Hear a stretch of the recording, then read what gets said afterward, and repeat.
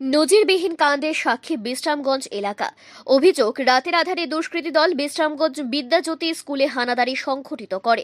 এই হানাদারিতে সংশ্লিষ্ট স্কুলের বিভিন্ন স্তরের নথিপত্র নিমিষে উধাও হয়ে যায় এবং সেই সাথে সাথে তাৎপর্যপূর্ণভাবে বিদ্যালয়ের মূল কম্পিউটারের হার্ড ডিস্ক পর্যন্ত চুরি হয়ে যায়। এই ঘটনার পরিপ্রেক্ষিতে এলাকা জুড়ে ব্যাপক চাঞ্চল্য তৈরি হয়েছে। বিদ্যালয় কর্তৃপক্ষ গোটা ঘটনার পরিপ্রেক্ষিতে উপযুক্ত ব্যবস্থা গ্রহণ সাপেক্ষে ঘটনার তদন্ত চলছে বলে দাবি করে।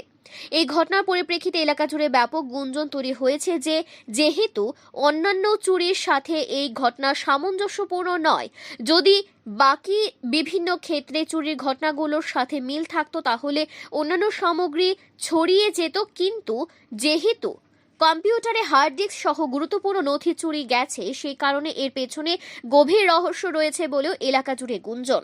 এখন দেখার বিষয় তদন্তক্রমে কোনো বিষয় বেরিয়ে আসে কিনা। Bureau report, Tripura news Bangla. আজকে রাতেই হয়েছে ওদের ঘটনাটা।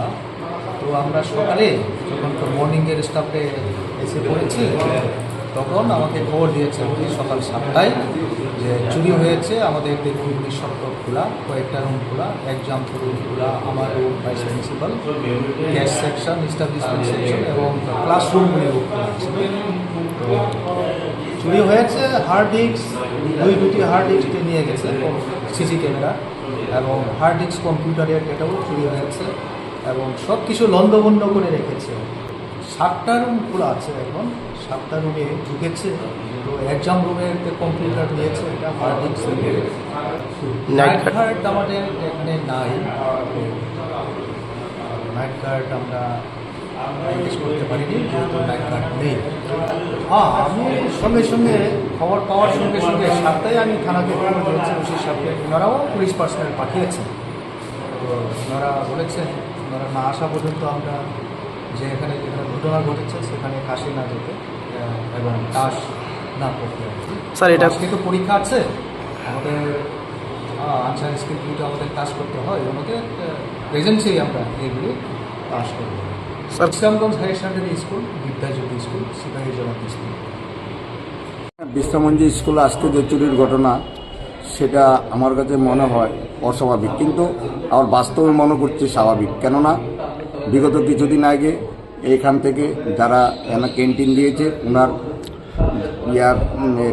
রাখা মালগুলো বারবার চুরি হতো। তখন থেকে যদি ইনিশিয়াল সিদ্ধান্ত নেওয়া হইতো যে কে বা কাহারা চুরি করে সেগুলোকে দৃষ্টান্তমূলকভাবে খুঁজে বার করতো, তাহলে বোধহয় আজকের এত বড় ঘটনা ঘটতো না। আজকে তো বিশ্রামগঞ্জ স্কুলে যে পুরা ডকুমেন্টসটা চুরি হয়ে গেছে, কেননা যে হার্ড ডিস্ক খুলে নিয়ে গেছে। হার্ড ডিস্ক মানে আমাদের ডকুমেন্টস সব কিছু, অর্থনৈতিক হইতে আরম্ভ করে লিখক বাচ্চারা পড়াশোনার যত রিপোর্ট আছে সবগুলো চুরি হয়েছে।